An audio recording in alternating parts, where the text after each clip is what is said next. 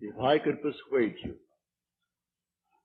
to believe what tonight I hope I will try to, your entire world would change. You hear the word God, the word Jehovah, the word Lord, the word Jesus, the word Christ, and you think of something other than yourself, one that is greater, one that you would worship. Tonight it is my purpose to show you that God and the eye of man are one. When you say, I am, that is the God of Scripture. Confined as you are, you think, how could it be? God created the universe and sustains it. And here I am, like a little worm, 70 in 10 years, and then I vanish. But now let us turn to Scripture. We turn now to the 16th chapter of Matthew. And the question is asked of the disciples, the followers, those who have heard him. And he said to them, who do men say that the Son of Man is? And they reply, well, some say John the Baptist, come again. Others, Elijah. Others, Jeremiah, or one of the prophets. And then he said to them, but who do you say that I am? And the spokesman called Peter answered and said, thou art the Christ, the Son of the living God. And he said to him, blessed art thou, Simon Bar-Jonah, for flesh and blood could not have told you this, but my Father who is in heaven.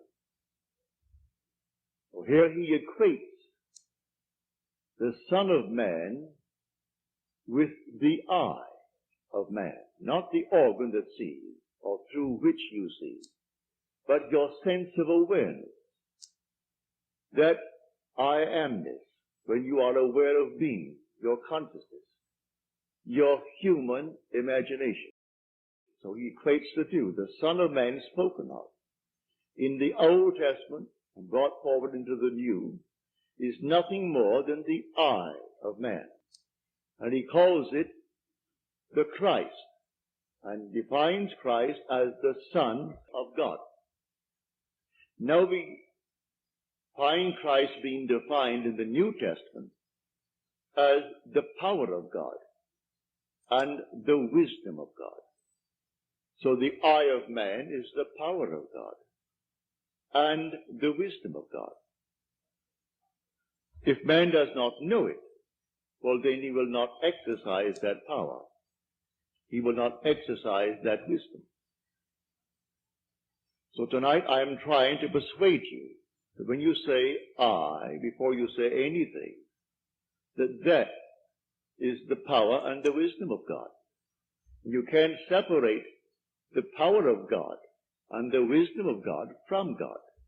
So you will say in the end, I and my Father are one, for he is called the Son of God. Now we are called upon to test this, if it be true. Can we test it? I hope you'll put it to the test. When I tell you that your own wonderful I amness is God, though prior to that you believe that you are little something, moving across the earth for a few years, 70 years, and then you will vanish, in the hope of some restoration, but a hope, no assurance. But now I'm going to tell you that you really are God. Your own wonderful consciousness, your human imagination, that is the God of Scripture.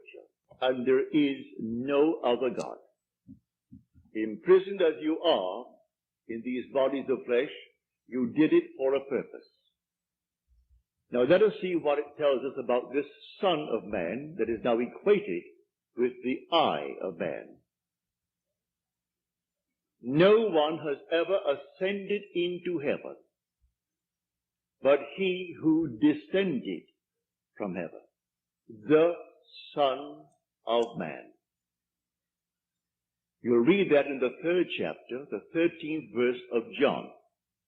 So here we find you are a pre-existent being. No one can ascend into heaven but he who descended from heaven, the Son of Man. Your ascension in the next verse, the 14th verse, is showing you how you ascend. As Moses lifted up the serpent in the wilderness, so must the Son of Man be lifted up. That's all imagery, and yet it is true. You descended into generation in a world of death, where everything begins, it waxes, it wanes, and then it disappears. But there's something in you, clothed in this garment, that does die. That is pre-existent. And its home is heaven, which is harmony. You gave it up completely. You aren't pretending that you're a man. You descended into man. You became man.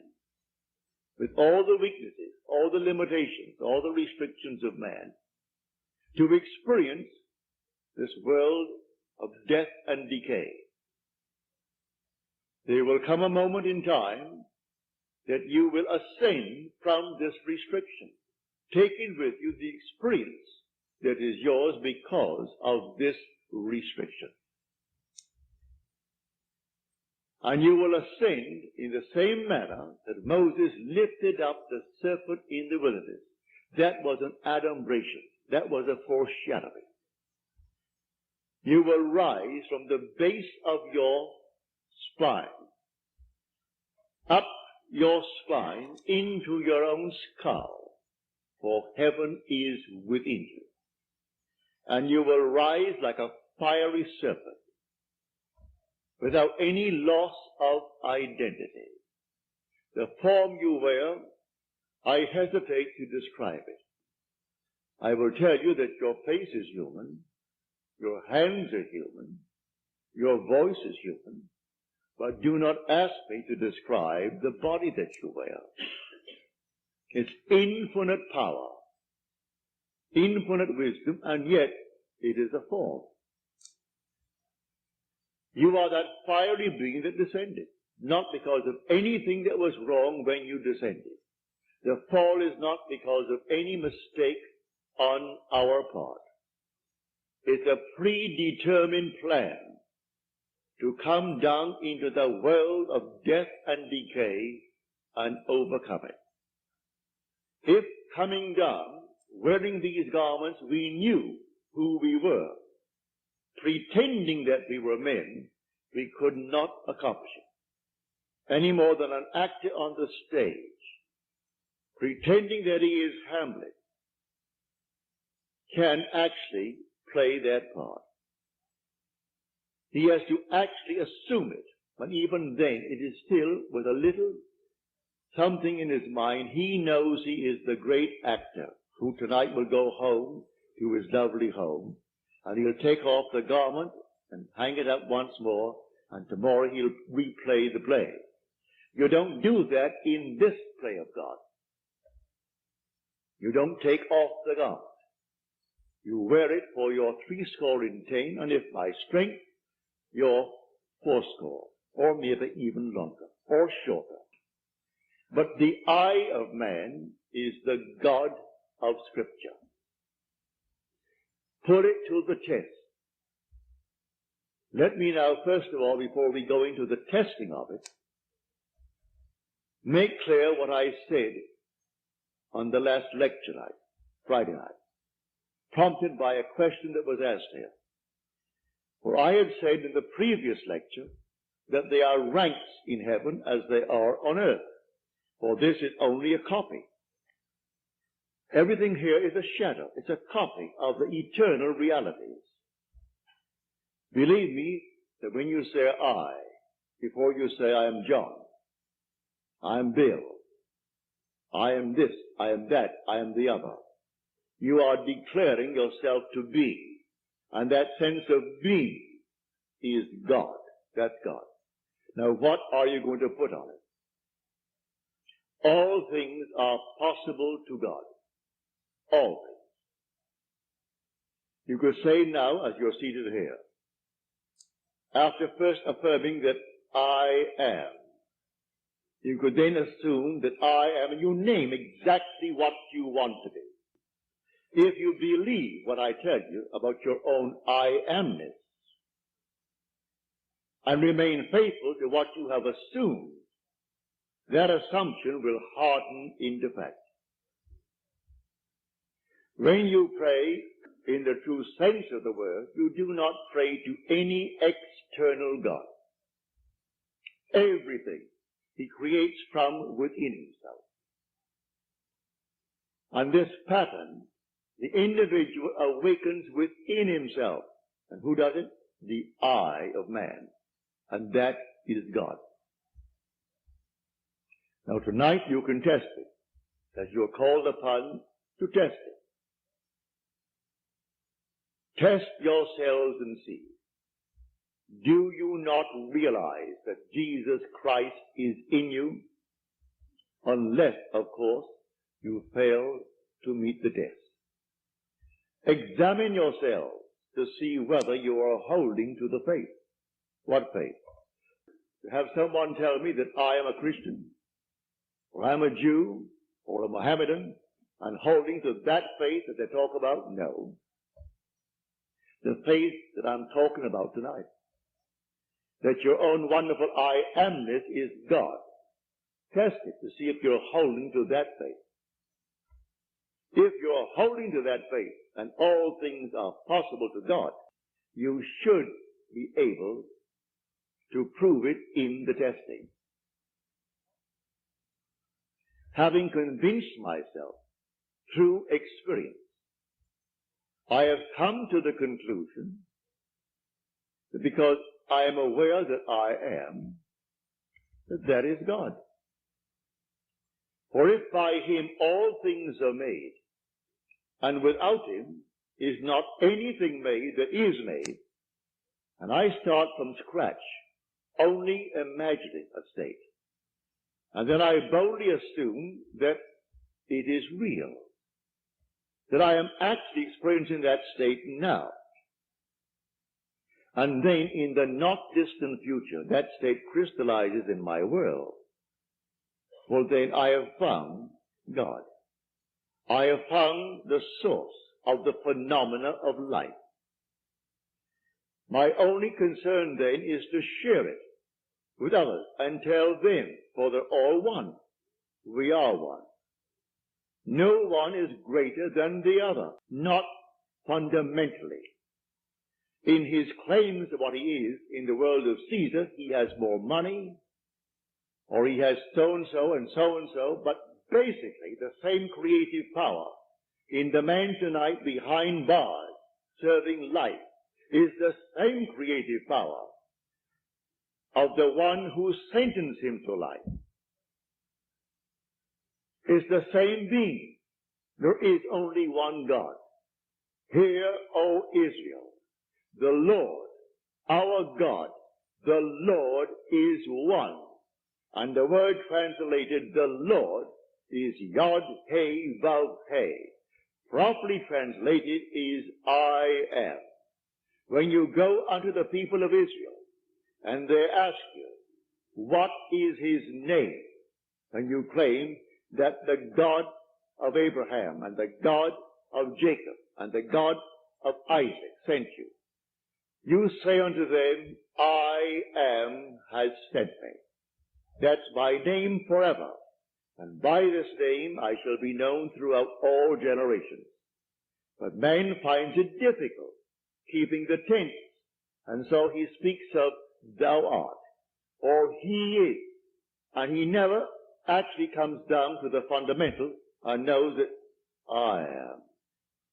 I am the cause of the phenomena of my life, good, bad, or indifferent. I have to live with it and change my assumptions if I would change the world in which I live. But now, can I help a seeming other? I say you are myself pushed out. Can I help another? Yes, because there's only one. If your request of me comes within the framework of the golden rule, something that I would like done to me, then I can willingly help you. If you ask of me that which does not come within the frame of the golden rule, do not ask it of me. I grant you complete freedom to go elsewhere and go to anyone who will tell you they can do it in spite of what he said. Go ahead. But if anyone asks of me any request, all that I do is this. It's so simple. We are told in Scripture, whatever we ask of him, knowing that he hears it, it shall be done for us. If we know he hears it. Well, can you imagine you seated here on the surface of your being, a rational being, knowing something that the depth of your own being that encompasses you doesn't know?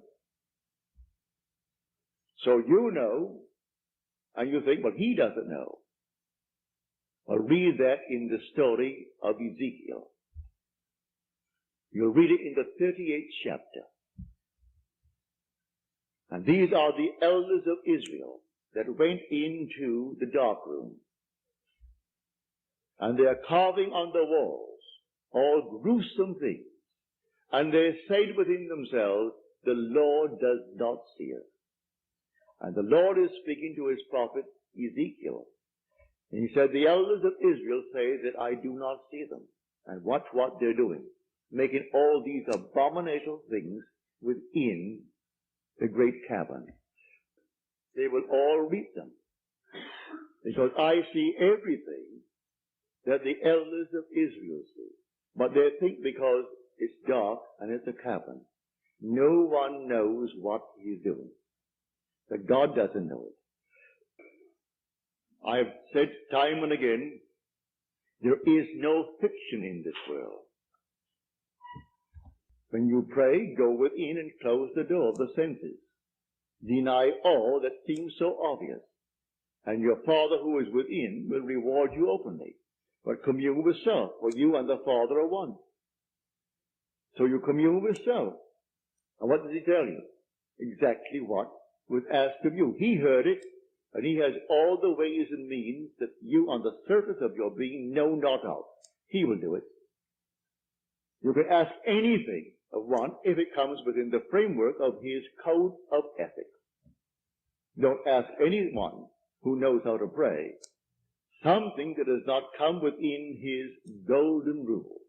Do unto others as you would have them do unto you. Just as simple as that. And most of the requests would come within that rule. And so you simply hear it. And then you drop it completely. And in the depths of your own being, you're still hearing it. And the Father knows all means, all ways. And so he singles out the best way to externalize it.